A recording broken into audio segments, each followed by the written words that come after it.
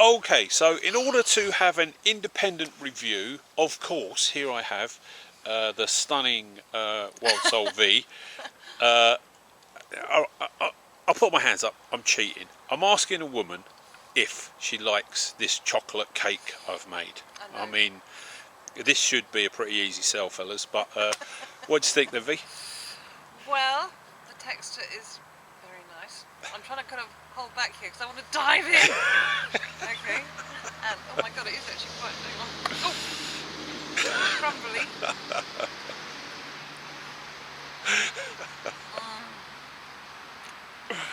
I've died and gone to heaven. Okay, do you think we could make this again sometime?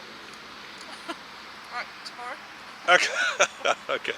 Right, I'm going to have a little taste myself. So I think that's our independent opinion that actually you can make this in the field and it will be edible and quite enjoyable should you or the family want to try it. So pretty straightforward, simple ingredients, give it a go. Wow, okay everybody, so this is purely for research purposes, you know, so we have to have a little taste. But like I said, we don't really want it to be a sort of snappy biscuit. We want it to be more a sort of shortbread, you know, sort of Christmas shortbread.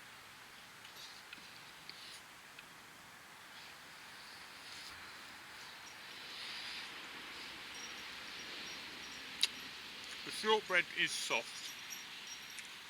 I think the chocolate marathon and the Bounty bar that I melted down, probably a little bit too much sugar in them, so maybe if you chose a milk chocolate bar or maybe some dark chocolate, that might be a little bit better. And then just with the kind of orange zest, you know, just grated on the top would probably be perfect. But for a dessert in the middle of nowhere, for practically next to nothing, I don't think anyone could be disappointed. So I'm going to crack on and finish this and bring you back when I've got a nice cup of tea.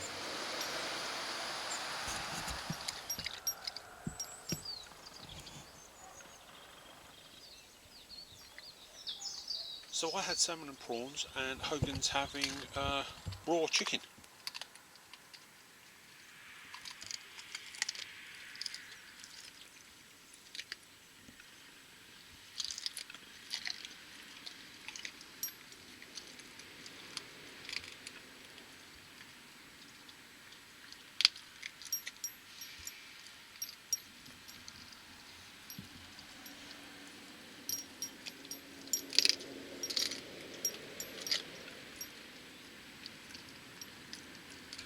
Okay, so temperature's falling. We've decided to kind of get ourselves a fire pit. Farmer was lovely enough to just drop one off, and the old fire lay is as per.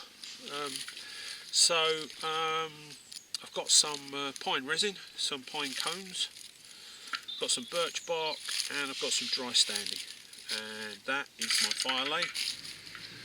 I'm hoping that is going to be kind of ready to go.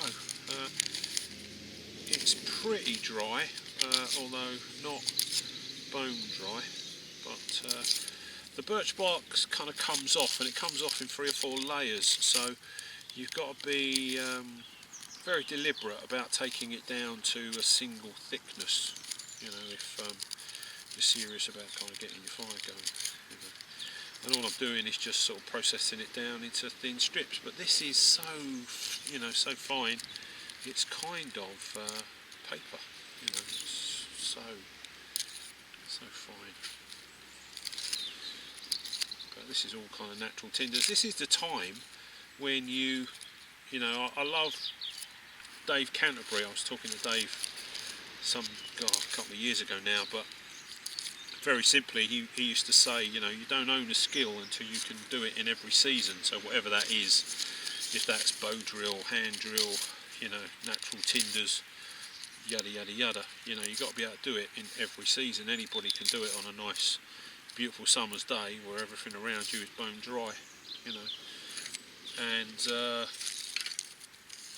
times like this is just an opportunity to practice that skill, to kind of make sure that we genuinely have got it, and the ability to kind of make fire. You know, make fire. Fire regulates your body temperature, it cooks your food, purifies your water. You know, in the 21st century, I'm always amazed at the amount of people that don't know how to light a fire. You know, so there you go. This is my implement of choice. This is my beautiful knife that Dell made me, and this is the fire steel that everybody chose when I was trying to pick one to use with the knife. But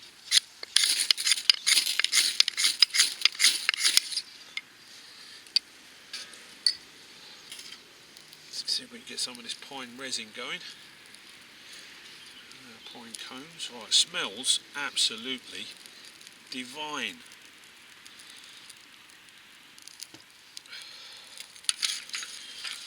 These are just some kind of dry standing twigs that I picked up. I picked all this up a couple of days ago. I had a kind of day in the woods where I was just sort of rattling around, and I was picking up bits and pieces to process, use at a later date. I normally put stuff under the lid of my Bergen, you know, so that I've always got a fire lay ready for the next time that I'm out, you know.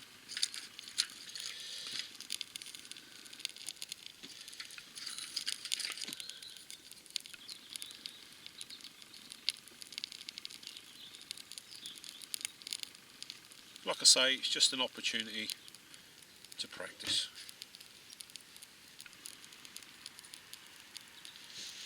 Take your time, let it breathe, don't smother it.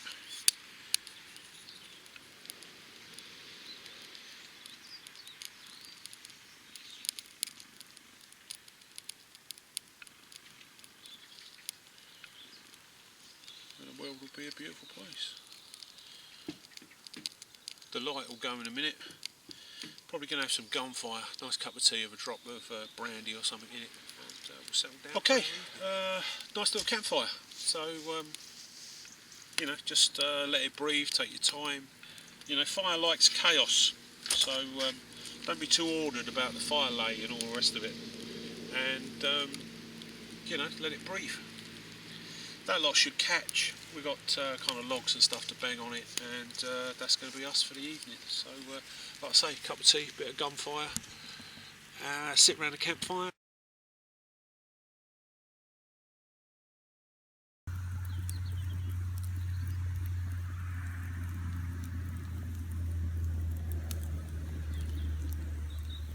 Wow, morning everybody. So, woke up in my palatial accommodation, and me and Hogue had a brilliant night. 4 seasons sleeping bag. Didn't rain, the weather's still quite mild even though we're going into October, and my bestest buddy Hogue stayed on guard all night. I think there's plenty of room for the two of us. It's quite nice to have your own sort of emergency fur blanket if you get a bit chilly. Hey Hogue, how are you, mate? All good, out on the motorbike today, so come with us.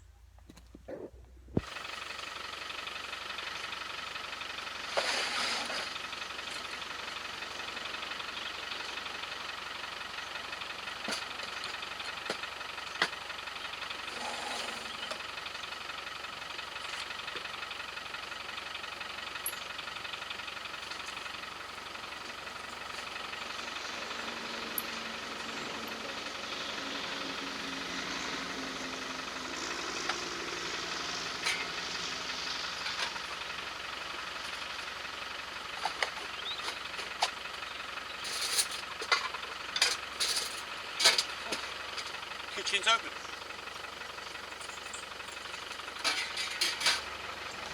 I'll just show you this. I've been thinking about the truck really, and I wanted to have 30 days rations in it. So I've got 10 days, 10 or 12 days MREs under the bed. But what I did is I put loads of kind of you know, sort of meals ready to eat in the fridge, and probably got about another 10 to 14 days of food in the fridge now. Of course I'm still going to eat fresh wherever I go. You know, I'll pick up fresh food along route, much like we had yesterday and we're going to have today. You know, but I just wanted, I've got this thing in my head about having 30 days in the truck. So this is how I've done it, and they're all just meals ready to eat with long shelf lives, and they weren't a fortune. But I don't know why, got something about me, probably the hurricanes recently in the Caribbean and America. But I was thinking, you know, if I had to kind of take to the road and live out of the truck for a month, 30 days while I, you know, rebuilt the house, moved, whatever it was, that I'd have that covered. So this is how I have decided to do it. Right, pushing the boat out this morning, we're going to have, stay with me everybody, a couple of MRE all day breakfasts done in the kettle, and I'm going to do some fried eggs on the side with bread rolls. That is going to be a lovely breakfast. If you haven't had yours already, join us. Morning world. So cooked in the kettle, what that does is it gives us boiling water for a brew, and heats up the old breakfast. I'll get the frying pan out, fry for a couple of eggs, a couple of bread rolls. Ladies and gentlemen, that's breakfast on the go. It's just one of my kind of little tips and tricks, but anything that can leak when I put it away in the truck, I always put it in a plastic bag. So I just tie this up and put an elastic band around it. That's my cooking oil. But something like that leaks in the drawer when you're bumping down the road, you know, and you've got nothing but aggravation on your plate to clean it up. So,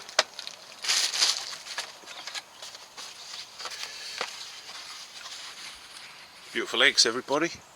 A couple of those each.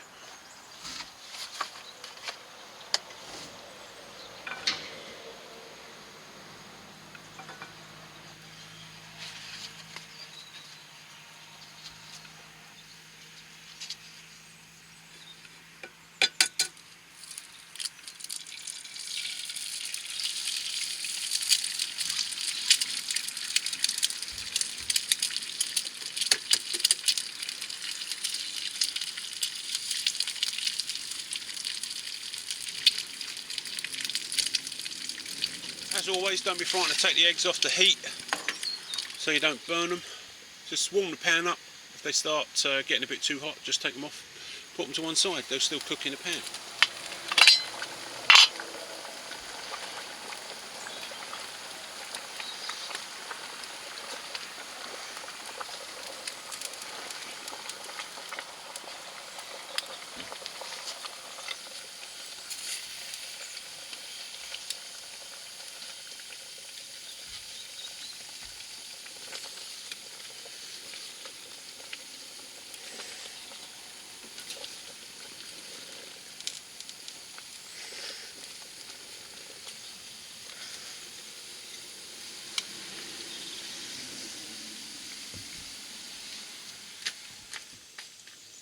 Hot, hot, hot.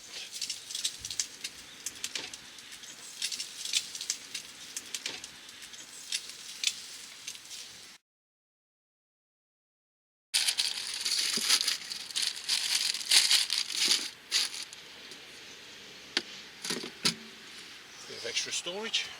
Well, I have to say breakfast was lovely. Bit of washing up. And out on the bike, I think. So when I made this little unit, I knew that kind of washing up it would get wet. So what I did with the lid and the inside of the drawer was I gave it a couple of coats of paint to start off with, and then what I did is I varnished it just to try to kind of protect the wood from the kind of over sort of flow splash of the water when I was washing up. But then when I've washed up and I'm sort of wiping down, you know, I do try to get in there with a tea towel and just dry it off. You know, because obviously if it gets wet and stays wet, it's going to start to rot sooner or later. But that was part of the design process. I probably never shared with people, so just got a clear varnish on the top just to protect it.